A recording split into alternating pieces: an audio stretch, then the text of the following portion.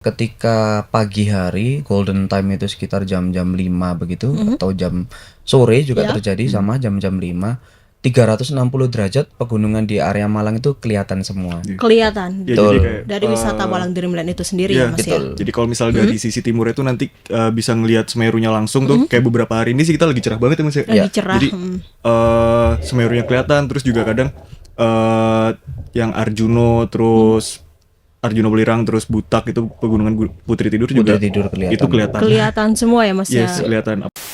Kita kan lebih ke unique sellingnya itu kan di dalam tempat wisata nih yang mungkin bisa dibilang jarang banget ya Mas ya. Kayak kok ada nih investasi properti dalam kawasan wisata. Nah, itu sih yang kita ambil lah konsepnya di situ. Di kita ada beberapa orang yang millennials dan Gen Z sudah beli sih, Mbak. Dan itu yang cukup unik, saya cukup surprise ya. Kok ternyata ketika saya cek, karena kan memang namanya pembelian properti harus menyertakan KTP ya, KTP dan KK seperti itu, kartu keluarga. Saya cek kelahirannya juga rata-rata 90-an, 90, ada yang 2000 mungkin. Nah, ternyata Gen Z sekarang atau milenial sudah punya cukup sudah cukup capable untuk berinvestasi aset properti yang nilainya ratusan juta seperti itu. Makanya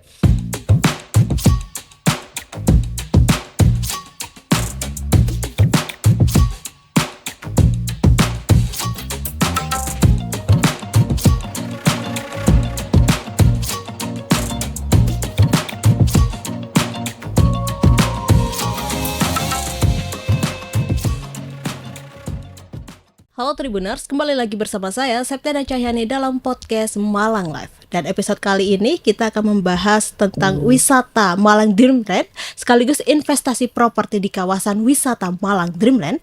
Telah hadir di studio Tribun Jatuh Network yaitu Mas Rian dan Mas Rendra. Assalamualaikum warahmatullahi wabarakatuh Mas. Waalaikumsalam warahmatullahi wabarakatuh, Mbak Eka. Sehat ya Mas ya? Alhamdulillah. Siap. Oke, mungkin bisa disapa dulu Mas Tribuners yang ada di rumah. Halo Tribuners yang ada di rumah. Oke, baik. Terima kasih ya Mas Rian dan Mas Rendra atas waktu dan kesempatannya telah hadir di studio Tribun Jatuh Network ini. Jadi Tribuners, Mas Rian ini selaku General Manager Malang Dreamland ya Mas ya. Betul. Dan juga Mas Rendra ini selaku Marketing Malang Dreamland. Yes, betul. Oke, nah Mas, kalau misalkan di Malang, orang-orang itu mengetahui Malang itu identik dengan kawasan wisata ya Mas ya. Iya. Baik wisata alam maupun wisata buatannya. Oke, dan tak terkecuali kalau Malang Dreamland ini kan wisata baru ya Mas ya di Malang sendiri. Dan mungkin bisa dijelaskan konsep wisata dari Malang Dreamland. Ya, mungkin dari saya dulu ya, Ya. Mas Rendra ya. Ya. Nanti mungkin Mas Rendra bisa nyambung dan nambahin. Jadi kalau Malang Dreamland sendiri itu kalau dibilang tergolong baru juga ya antara baru dan enggak ya, karena sudah 1 tahun sebenarnya Mbak beroperasi.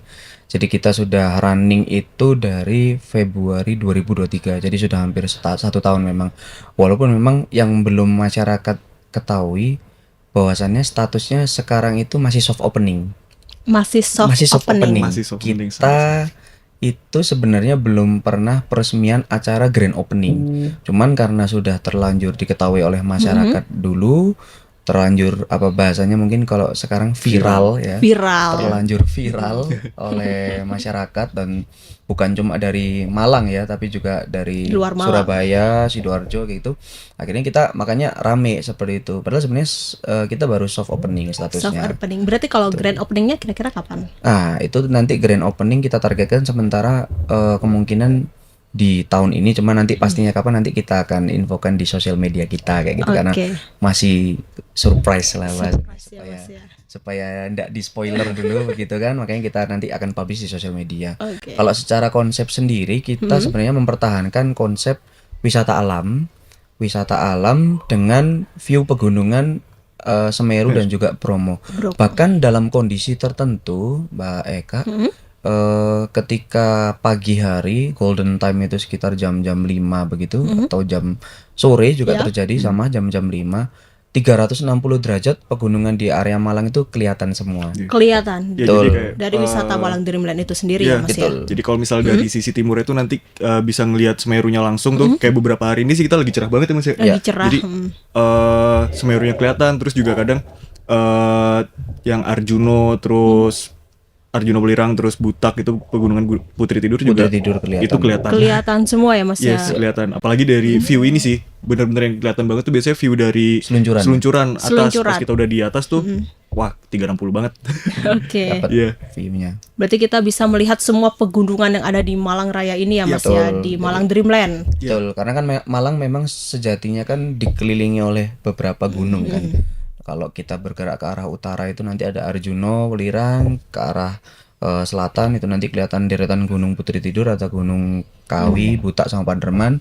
Ke timur kelihatan ada Gunung Semeru dan juga deretan Bromo seperti itu. Makanya kita value utamanya adalah tetap mempertahankan konsep kawasan wisata alam Wisata alam. ya yang ramah bagi keluarga Yang atau ramah family, bagi seperti keluarga. itu. Oke, dan biasanya kan kalau misalkan rata-rata ya Mas ya, wisata itu kan ada di Kota Batu ya Mas ya. Kota Batu, Kota Malang. Nah, ini kenapa sih mengambil lokasi di Kecamatan Poncokusumo, Kabupaten Malang yang jauh dari Kota Malang dan juga Kota Batu ini Mas? Iya.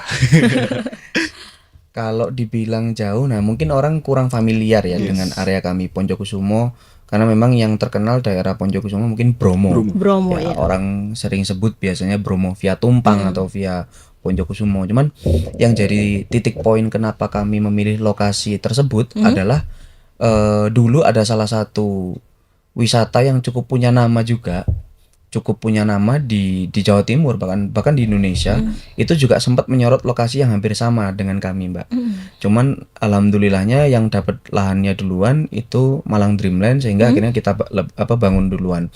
Nah, kenapa kok wisata yang punya nama ini sampai memilih lokasi tersebut? Artinya pasti lokasi ini potensi. Potensi untuk kedepannya ya Mas Betul, ya. nggak mungkin, karena nggak mungkin wisata sebesar ini mau memilih lokasi tersebut. Makanya saya waktu itu juga ikut dalam survei lahan juga. Wah, ini duluan sama wisata A ini kayak gitu nih. Karena wisata A ini juga potensi dan memang pengembangannya sudah kemana-mana luar biasa kayak gitu. Nah, kok sampai menyorot lokasi Malang Timur ini Poncokusumo, berarti kan artinya lokasi ini potensi begitu. Itu satu. Yang kedua, kalau saya lihat, saya kan kebetulan tinggal di Daum, Mbak, perbatasan antara Malang sama Kota Batu. Iya, Malang sama Batu. Ketika saya mau ke kantor itu saya kadang-kadang kalau lagi buru-buru lewat tol. Jadi masuknya tol Singosari, keluarnya tol Pakis. Cuma sedikit aja mempersingkat perjalanan, cuman lumayan 10 menit terpangkas karena kita lewat tol. Ketika weekend saya masuk dari tol Singosari menuju tol Pakis. Ketika Sabtu atau Minggu, bahkan ketika weekend atau high season itu saya lihat puluhan mobil bahkan ratusan mobil itu selalu berantri untuk keluar dari tol yang kita ketahui bersama pasti tujuannya adalah ke Batu. Ke Batu. Dan orang pasti juga ya namanya wisata ya, pasti kan udah didahului dengan macet-macetan gitu kan, vibes-nya, mood-nya sudah beda tuh pasti tuh. Makanya orang ketika kami riset pun juga menyampaikan pingin cari wisata alternatif selain ke Batu terus. Ke Batu, iya. Makanya sekarang pengembangan di Kota Malang itu kan luar biasa. Pengembangan di Malang Timur alhamdulillah cukup luar biasa, dan yang lagi santer juga adalah Malang Selatan. Malang Selatan. Betul, Malang Pantai-pantai Selatan. hasilnya Betul. kan Mas ya. Betul, kita ketahui bersama pantai di sana banyak, punya nama semua, dan JLS itu sudah dibagusin luar biasa. Makanya itu adalah solusi alternatif untuk memecah keramaian atau fokus wisata orang Surabaya, Sidoarjo tidak cuma ke Batu saja, tapi ke timur dan juga ke selatan. Seperti itu. Ternyata mungkin di Mbak Eka. Poncokusumo ada loh wisata menarik, yaitu Malang Dreamland gitu ya Mas ya. Betul. Oke, dan kalau wisata Malang Dreamland ini kan letaknya di Poncokusumo ya Mas ya. Orang-orang yang tadi ada yang belum mengetahui, ada yang sudah mengetahui gitu kan Mas ya.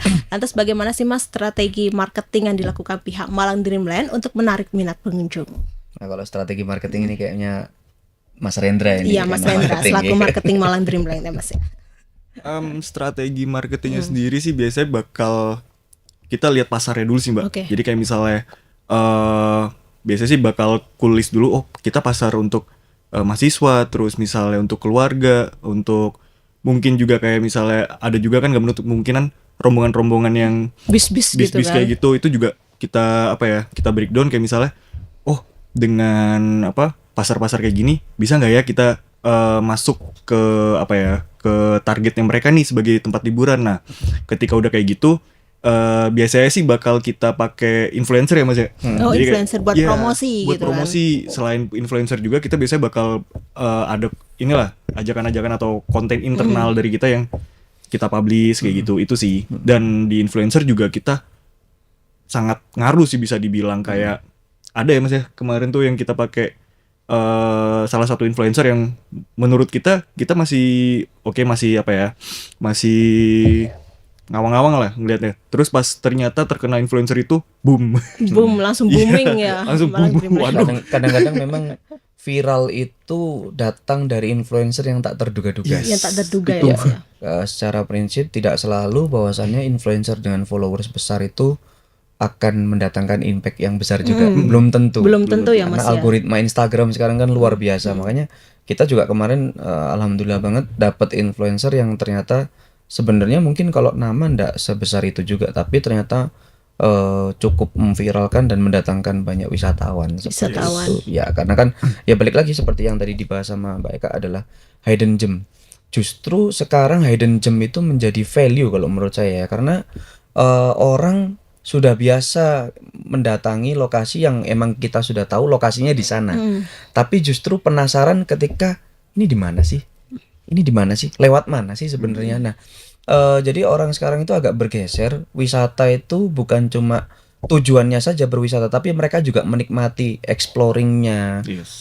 perjalanan menuju ke sana, Perjalanannya. mencari jalannya itu juga saya rasa menjadi value tambahan. Ya, kadang di perjalanan tuh kita melihat pemandangan yang luar biasa indahnya ya, Mas ya. Betul. Nah, itu yang kadang-kadang orang ada dikit langsung begini Foto, nih. iya. Ya, Langsung ada- ambil HP, upload TikTok, Betul. upload IG.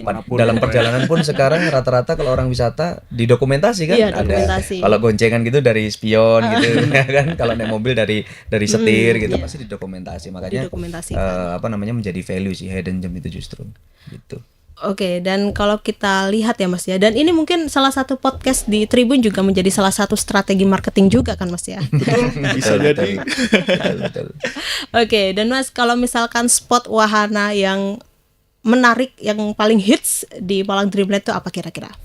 Ya, kalau di Malang Dreamland, mungkin sebelumnya saya jelaskan dulu untuk pemilihan wahana di kita itu akan selalu memilih wahana yang beda. Oh, Karena kita punya prinsip begini, sedikit lebih beda lebih baik daripada sedikit lebih baik. Jadi sedikit lebih beda, walaupun perbedaannya hanya sedikit saja, lebih baik daripada sedikit lebih baik. Maksudnya seperti apa? Contoh, kami punya wahana itu seluncuran pelangi atau rainbow slide yang orang kenal. Nah, itu sebenarnya bukan yang pertama di Jawa Timur, bukan juga yang pertama di Indonesia, tapi di Jawa Timur kita yang paling panjang. Paling panjang. Ya, Yes. karena lintasannya 130 meter. 130 meter. Betul, 130 meter dan lokasinya tinggi banget. Itu berarti tertinggi di Betul, Jawa Timur. lokasi tertinggi di Jawa Timur Wow. seluncurannya. Jadi waktu itu juga pembangunannya, mobilisasi dan demobilisasinya juga cukup sulit. Ada beberapa challenge atau tantangan. Tantangannya apa kira-kira Mas? Yang jelas Medan ya. Medan itu Medannya itu menjadi tantangan karena harus pakai alat berat dan segala macam. Cuman alhamdulillahnya bisa terrealisasi, seluncuran pelangi terpanjang dan lokasi tertinggi di Jawa Timur kayak gitu. Walaupun sebenarnya sudah ada ya, kalau saya tidak salah di beberapa tempat wisata itu seluncuran pelangi. Cuman panjangnya ya cuma 50 meter Iya. atau sekian meter, ketinggiannya juga normal, tapi kita akan bikin sesuatu yang pasti sedikit berbeda. Iya. Betul. Dan ini terpanjang dan tertinggi di Jawa Timur Lokasinya ya Mas. tertinggi di Jawa Dan Timur. ini kalau misalkan peluncuran pelangi ya Mas ya. Seluncuran pelangi. Seluncuran pelangi ini untuk semua usia kah? Semua usia bisa, mulai dari anak-anak. Usia?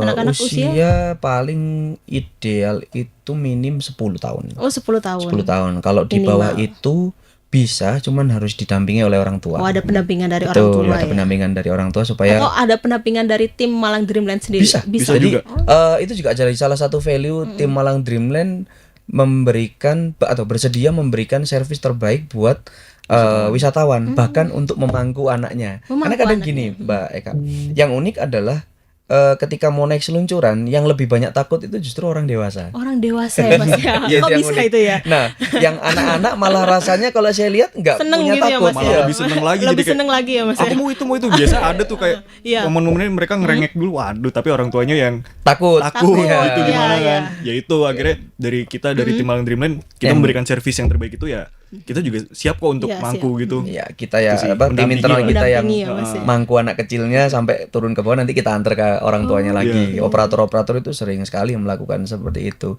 Dan juga mungkin karena anak-anak mungkin nggak tahu apa ya, takut lah ya, nggak tahu takut tinggi atau apa, karena mereka nggak tahu bahayanya juga kan. Iya. Jadi ya hayu aja, gas aja. Bahkan kita sempat bikin program itu sekali Terusan bayar, satu kali bayar seluncuran sepuasnya. Sepuasnya. Itu yang rata-rata pakai promo tersebut adalah anak-anak. Anak-anak. Dan ketika ngobrol sama saya itu bisa ngomong, aku habis meluncur 20 kali. 20 kali. 20 Jadi, kali.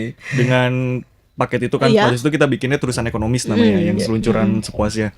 Itu anak-anak itu ya udah itu naik terus ya meskipun untuk kita gitu ya, Iya. untuk yang dewasa juga mikirnya, wih effort banget ya naiknya nih, udah naik setinggi itu terus meluncur lagi terus naik lagi, Padahal lintasannya panjang, lintasannya 130 meter. panjang, Panjang ya, tinggi. Berarti kan harus jalan dulu tuh. Iya, ya, jalan naik dulu. lagi. Iya, naik Kita lagi. juga kadang mikir, wah mantap sih anaknya.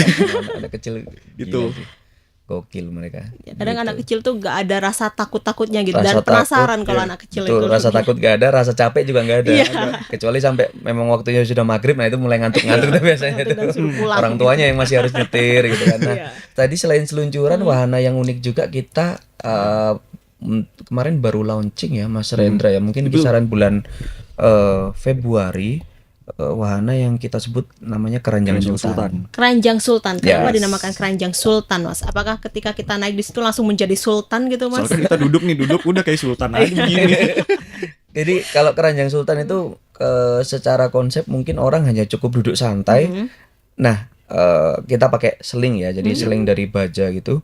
Selingnya yang bergerak untuk menggeret orang sepanjang 200 meter duduk di atas keranjang dari ujung barat ke ujung timur seperti itu. Jadi semacam duduk di atas kursi keranjang ndak nempel tanah. Gue gak Jadi makanya disebutnya kayak sultan gitu Sultan. kan. Sultan. Yang Oh, aja. iya, ya, tinggal benar, duduk benar. aja, Tinggal bergerak duduk. sendiri Iya. nanti. Iya. Nah itu. Ya, itu pun kayaknya saya bisa pastikan insya Allah merupakan wahana pertama di Jawa Timur, Keranjang Itu, Sultan di Keranjang Malang. Sultan Ya, itu. Yes. karena ketika saya survei atau riset pun saya harus ke Jawa Barat waktu itu. Oh, ke Mbak. Jawa Barat. Betul, Iya. ke daerah Sukabumi dan Ciwidey. Itu belum ada. Di Jawa Barat sudah ada. Oh, Di sudah Sukabumi, ada. di Ciwidey itu sudah ada. Saya lihat bisa nih kayaknya Di diadaptasi. Jawa Timur. Di Jawa Timur. Berarti di Jawa Timur nih Keranjang Sultan merupakan satu-satunya ya, Mas ya di Betul. Jawa Timur. Di Mas, Malang ya. Dreamland itu satu-satunya kayak gitu. Dan kemarin ternyata cukup viral juga Yes. oleh artis luar negeri namanya Will Smith. Jadi Will Smith itu ngelihat konten dari Yang wisata di yang di Sukabumi. Ciwidey, yang di Sukabumi Yang ya. di Sukabumi. Yang Keranjang Sultannya di atas apa Air. namanya sungai di Sungai atas gitu. air itu Will Smith suka ternyata kayak itu. Makanya semakin viral wahana Keranjang Sultan itu. Keranjang Sultan. Gitu. Yes. Nah, tadi wahananya kan ada seluncuran pelangi ya, Mas ya. Terus ada Keranjang Sultan. Selain itu ada apa lagi, Mas? Di kita ada beberapa wahana lain kayak Ada ATV, ya. terus juga kita juga ada skuter elektrik. Terus habis itu ada kalau kita mau nyantai-nyantai nih, kita bisa di ayunan raksasa itu. Oh, ada ayunan raksasa. Untuk foto-foto. Untuk foto-foto itu ya, Mas sih. ya. Ya, kayak Tempat glamping gitu ada ya? Kalau itu masuk ke penginapan kita di Oh, glamping. penginapan. Iya. Oke, iya. Untuk tiket masuknya itu berbeda-beda gak sih, Mas? Kalau tiket masuk sih beda-beda, Mbak. Jadi untuk weekday-nya sendiri kita itu tiket masuknya di 5.000. Terus kalau untuk weekend sama hari libur kita di 10.000. 10.000. Berarti harganya ini murah banget ya, Mas Iya. ya, dan cocok untuk Murah wisata parah. keluarga, wisata sekolah anak-anak gitu ya, Mas ya. Betul. Nah, tapi kalau misalkan untuk harga tiket kan tadi 5.000. Nah, untuk masuk ke wahananya itu bayar lagi atau gimana? Yes, bayar lagi sih, Mbak. Bayar Kalau lagi. ke wahana kayak misalnya di Keranjang Sultan nih, kita weekday-nya itu 30 ya, Mas ya. Terus untuk weekend-nya 35.000. 35.000. Iya. Kalau seluncuran pelangi?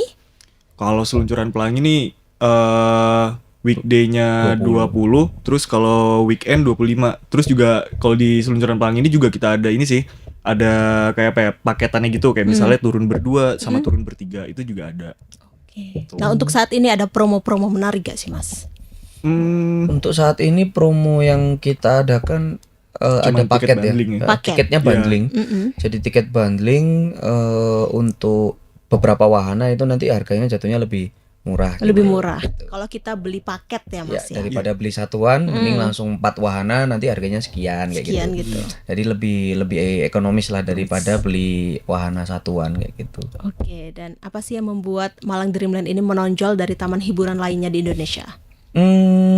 Kalau yang membuat menonjol mungkin tadi ya yang sudah saya sampaikan ke Mbak Eka ya. Jadi wahana di Malang Dreamland itu akan selalu ada yang ikonik dan saya sampaikan tadi sedikit lebih beda, lebih baik daripada sedikit lebih baik. Jadi kita akan bikin wahana yang akan selalu unik. Contoh seluncuran pelangi mungkin umum tapi akan ada Punya value embel-embelnya, sendiri. punya value-nya yaitu 130 meter kayak gitu. Lalu yang beda juga adalah Keranjang Sultan. Jadi kita akan bikin wahana-wahana yang akan selalu beda dan nggak umum pada tempat wisata umumnya sih kayak gitu sih, Berarti Mbak. mencari yang keunikan tersendiri ya Mas ya, wahana Betul, itu ya Mas ya, betul, yang belum keunikan. ada di Jawa Timur. Dan tetap tidak melanggar konsep wisata alamnya Wisata alamnya, gitu. iya. Karena kan kita mau bikin sesuatu yang unik tapi bikin gedung besar gitu ya, itu sudah udah. nyalahi aturan wisata alam seperti itu. Cuman kita akan tetap menyesuaikan dengan konsep utama kita adalah wisata alam. Wisata alam. Begitu. Berarti tujuannya adalah satu wisata alam ya Mas ya. Ya. Yep. Nah, kalau untuk goals apa yang harus dicapai Dreamland di tahun ini? Oke, goals atau tujuan yang harus dicapai di tahun ini dari Malang Dreamland sendiri sih sebenarnya kalau dari kami mewakili manajemen pengennya ada acara grand opening Mbak ya. Nanti akan seperti apa konsepnya dan akan mengundang siapa saja itu mungkin Oke. akan kita infokan Nah, di ini bikin sosial penasaran media. Tribuners ini. Harus dong. Karena tadi sudah saya sampaikan juga bahwasannya kita sekarang statusnya masih soft opening. Soft opening. Jadi kita mau bikin ada semacam peresmian grand opening bahwasannya Malang Dreamland is ready to go public. Gitu benar-benar sudah waktunya untuk go public, lebih besar lagi, lebih viral lagi dan juga lebih profesional lagi seperti itu. Lebih Profesional lagi. melayani dengan servis yang sempurna. Oke, dan bagaimana sih Mas rencana pengembangan atau ekspansi Malang Dreamland di masa depan? Kalau di masa depan, jadi namanya tempat wisata itu kan kita nggak bisa berbicara 3, 5 bahkan 10 tahun ke depan seperti beberapa tempat wisata yang kita ketahui Iya Mas. sudah bertahan sekitar ya 15 tahun 20 tahun seperti itu. Otomatis jelas nanti akan ada Malang Dreamland 1, Malang Dreamland 2, Malang Dreamland 3 mungkin nantinya. Dan mungkin yang dari yang Malang Dreamland 1 sendiri ini pun Bisa yang lebih berkembang awalnya lagi. betul, yang awalnya sekarang 3,5 hektar bisa jadi nanti lebih Lebih luas lagi luas ya, Mas? lagi. Lebih luas dari itu. Dan memang sudah ada perencanaan akan lebih lebar lagi, lebih luas lagi dan akan menambahkan warna-warna yang lebih unik lagi kayak gitu. Oke. Nah, tadi kan sudah berbicara tentang wisata ya Mas ya. Nah, selain jadi tempat wisata, ini katanya kawasan Malang Dreamland ini juga dijadikan tempat investasi properti, betul nggak sih Mas? Betul, Betul. betul. Nah, properti yang seperti apa Mas yang ada di Malang Dreamland sendiri? Iya. Marketing mungkin. Mas Rendra. Oke. Kalau ini sih biasanya kita mempunyai tagline-nya di apa? Properti ini punya investasi di dalam kawasan wisata. Itu kan kayak sesuatu yang unique selling kan. Ibaratnya kayak mungkin kita udah terbiasa dengan properti-properti yang mungkin bisa kita bilang konvensional kayak misalnya perumahan atau apa, sedangkan Kos-kosan. kita ini ya kos-kosan kayak gitu tuh. Nah, Umum. sedangkan kita kan lebih ke unique sellingnya itu kan di dalam tempat wisata nih yang mungkin bisa dibilang jarang banget ya Mas ya.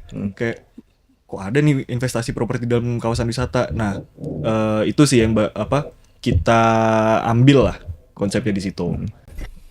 Terus Oke. mungkin itu sih. Oke, dan masyarakat luas ini kan mengenal Malang Dreamland ini masih sebagai tempat wisata ya Mas ya, bukan sebagai tempat investasi properti. Yes. Dan bagaimana cara tim Malang Dreamland ini untuk memperkenalkan bahwa Malang Dreamland ini tidak hanya diperuntukkan untuk wisata aja, melainkan bisa loh bisnis properti di sini. Oke. Kalau di kita biasanya kalau untuk properti untuk apa namanya bahasanya promosi untuk investasi propertinya kita pakai iklan yang jelas. Kita ngiklan di Meta Ads atau Facebook sama Google Ads kayak gitu.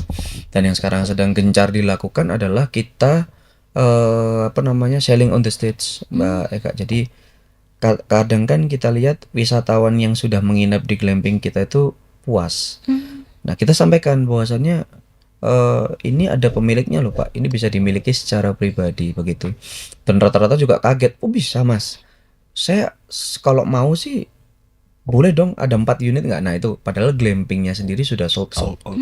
Glampingnya sendiri sudah sold out Glamping ya, Mas? sendiri sudah sold out. Padahal itu ketika saya ngobrol terutama pada high season kemarin karena saya standby di lapangan, saya ngobrol sama wisatawan itu, walah Mas, tahu gitu kalau tahu dari dulu saya mau beli 4, saya mau beli 5 yaitu.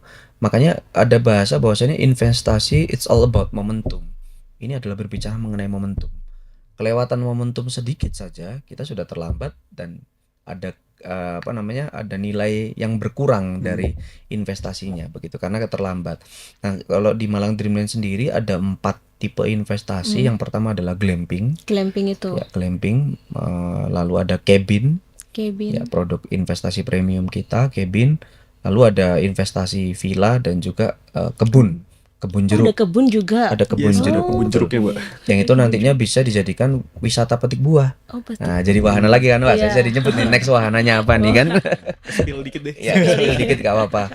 Walaupun nantinya kebun jeruk itu juga akan mendatangkan income dari pengelolaan kebun jeruk, dari tiket masuk wahana dan lain-lain. Jadi akan menjadi aset properti yang produktif bulanan bagi orang yang berinvestasi di kawasan wisata kami. Dan ini salah satu atau bahkan keunikan utama di Malang Dreamland adalah mungkin Tribuners atau orang-orang yang menyaksikan podcast ini bisa bisa searching ya atau bisa browsing.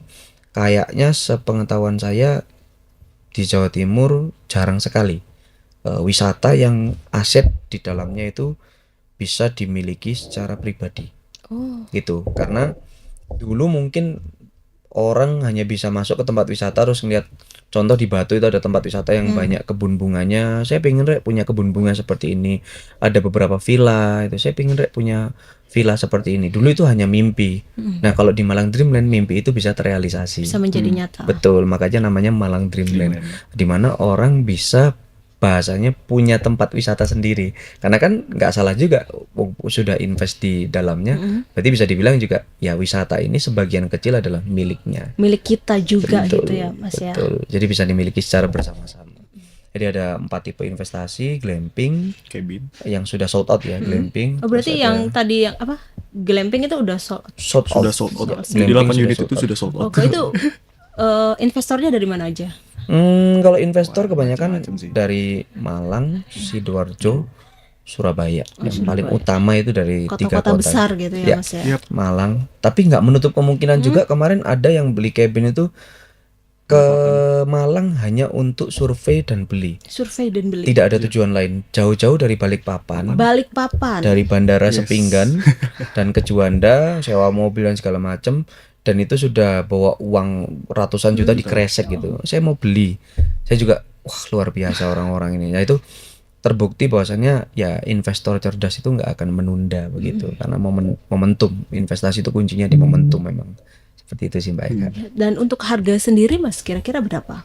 Kalau harga di kita itu untuk cabin sekitaran ya 500-600 jutaan, 700 lah paling mahal. Ya, Oke.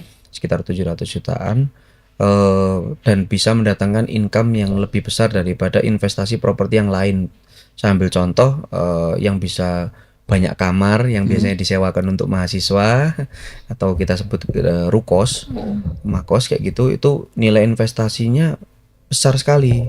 Padahal income bulanannya kadang-kadang nggak seimbang dengan nilai investasi yang ditanamkan. Nah, perbedaannya dengan di Malang Dreamland, nilai investasinya mungkin masih ya sekitar 500-600, max 700, under 1M lah. Cuman bisa mendatangkan income yang sama menariknya dengan rumah kos, bahkan lebih ya mungkin. Yes, Kalau bahasa bisa. investasi itu ada ROI dan BEP itu jauh bisa di atasnya investasi properti yang lain seperti itu, Mbak Eka. Oke, dengan harga yang Ya, masih 700-an. ya masih 700 ya, Mas ya. Masih Dan under 1M kok. iya, masih di bawah 1M ya, Mas ya. Iya. Dan apakah ini investasi properti di Malang Dreamland ini cocok untuk Gen Z dan generasi milenial?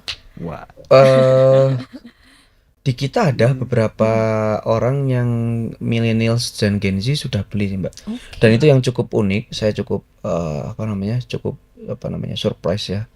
kok ternyata ketika saya cek, karena kan memang namanya pembelian properti harus menyertakan KTP ya, KTP dan apa namanya KK seperti itu, kartu keluarga. Saya cek kelahirannya juga rata-rata 90-an, 90, 90-an. ada yang 2000 mungkin. Ternyata Gen Z sekarang atau milenial sudah punya cukup apa ya, sudah cukup capable untuk berinvestasi aset properti yang nilainya ratusan juta seperti itu. Makanya saya juga cukup kaget sih ketika melihat data-data dirinya orang-orang yang sudah beli di Malang Dreamland seperti itu. Nah itu ternyata walaupun tidak banyak ya, Iya. tetap yang banyak Ada beberapa ya, Mas, iya, ya? teman ada beberapa. Yang dominan memang tetap usia 40 ke atas lah. Ke atas. Oke, dan ini sistem apa pembayarannya nih berbasis syariah ya? Betul. Syariah. Betul. Oke, kenapa, Mas? eh Kita menggunakan konsep properti syariah ini karena sudah banyak sekali orang ketika ingin membeli properti itu harus berhutang dengan bank, Iya. yang dimana kadang-kadang ya ini mengenai pilihan masing-masing ya. Cuman kalau saya lihat banyak yang mengeluhkan mengenai adanya bunga di Bunga, perbankan. jadinya jadi riba ya, Mas, Betul, ya? betul, itu yang disebut apa namanya riba. Dan juga ada denda ketika keterlambatan pembayaran. Lalu kalau misalnya ada kemacetan di proses angsuran atau mencicil unitnya, biasanya ada risiko untuk penyitaan. Penyitaan. Nah, di properti syariah hal-hal seperti itu tidak ada. Mau terlambat pembayaran ya tinggal nanti dikonfirmasi saja. Nanti kalau misalnya terlambat 2 bulan ya tinggal dibayarnya double seperti itu. Oke, double. Dan kalau misalnya angsuran maupun cash harganya itu juga relatifnya sama. Jadi angsurannya flat nantinya. Kalau di properti umumnya itu kan kadang angsuran misal 15 tahun Mbak Eka ya. Itu nanti tahun pertama, tahun kedua itu bisa saja angsurannya 3 juta atau 3.500.000 asumsinya seperti itu. Nanti di tahun ke-10 itu bisa tiba-tiba naik angsurannya jadi 3.800.000 atau bahkan 4 juta karena kan namanya perbankan ngikutin suku bunga berdasarkan inflasi. Makanya properti syariah itu disebut kebal terhadap inflasi karena kita nggak ngikutin inflasi tersebut, nggak ngikutin suku bunga. Kalau sudah akad di awal harganya 400 juta, DP-nya 100, sisanya 300 jutanya diangsur selama 60 bulan atau 5 tahun, ketemunya anggap aja 3 juta, ya sudah akan 3 juta dari awal sampai akhir. Nggak ada tuh embel-embel naik di tengah jalan, nggak ada. Itu kalau keunggulan dari properti syariah. Di lain sisi juga nggak perlu ada BI checking. Kadang ada orang yang terkendala mau beli properti karena sudah ada blacklist, misal pernah macet kartu kreditnya seperti itu. Nah kalau dicek di perbankan nggak di ACC itu biasanya. Jadi nggak bisa beli properti. Tapi kalau di kami nggak, kita sudah berakad, kita sama-sama trust, sudah sama-sama oke untuk beli propertinya, sudah berakad, ada tanda tangan materai, paling kita cek di slip gaji bulanan kayak gitu, udah nggak perlu ada BI checking, bisa langsung beli di Malang Dreamland kayak gitu. Oke, ini menarik banget ini prosesnya secara syariah ya, Mas ya. Mungkin bisa dikasih tips cara berinvestasi properti tanpa riba kepada Tribuners yang ada di rumah. Satu yang jelas untuk investasi properti tanpa riba, kadang orang masih bingung ini Mbak Eka, membedakan antara keterlibatan bank sebagai pendanaan dan juga keterlibatan bank sebagai media transfer. Kadang yang lucu itu ada investor yang nanya ke saya, lah ini tanpa bank, tapi bayarnya masih pakai bank. Nah itu ada kekeliruan mindset bahwasannya ini bank sebagai media transfer. Artinya tidak ada bedanya bank dengan koper, hanya untuk mendeliver money atau mengantarkan uang. Nah kalau yang di konsep properti konvensional atau pada umumnya itu kan sebenarnya orang mau invest harga 500 juta, tapi nggak punya duit 500 juta sehingga pinjam dana bank. Adanya duit cuma 100 nih, 100 juta gimana ya? Akhirnya ada pihak ketiganya bank. Jadi orangnya bayar DP-nya ke bank, nanti ngangsurkannya ke bank. Nah, si developernya sudah dilunasi dulu sama bank karena developer juga nggak mau dong dicicil. Biasanya umumnya seperti itu konvensional. Nah, sama orang-orang investor yang mungkin masih agak awam itu disamakan antara bank sebagai media transfer sama bank sebagai pendanaan. Padahal berbeda.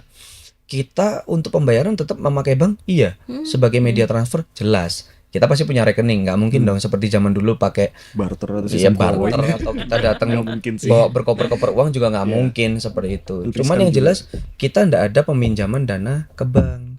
Orang nggak perlu minjem, ngangsurnya langsung ke kami. boleh seperti itu. Semisal, oke, harga unit cabin contoh itu 700 juta. Orang masih punya duit sekitar 150-200. Oke, kita bisa discuss. Ada sistem namanya verifikasi dan wawancara di mana oke kalau misalnya DP-nya 200, kesanggupan angsuran bulanannya berapa? Nantinya jadinya ketemunya berapa bulan? Itu bisa didiskus kalau di properti syariah.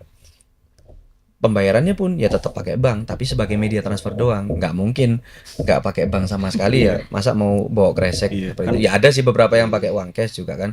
Cuman efektivitas kan lebih tinggi kalau pakai bank, pakai transfer seperti itu transfer. daripada kemana-mana harus bawa duit, resiko juga kan Iya, di jalan resiko kayak berarti gitu. bank ini cuma sebagai media, Media aja, transfer. media. Ya, itu kadang-kadang ada transfer. kekeliruan mindset di investor. Kadang ada yang nanya ya Mas Rendra ya ini apa mana properti syariah masih pakai bank? Iya. Kita nggak pakai bank. Padahal banknya yang dimaksud yang riba itu adalah ketika kita pinjam uang dari dari bank bank. untuk Ada melunasi iya, development terus dan ada ada bunganya itu Betul. tadi.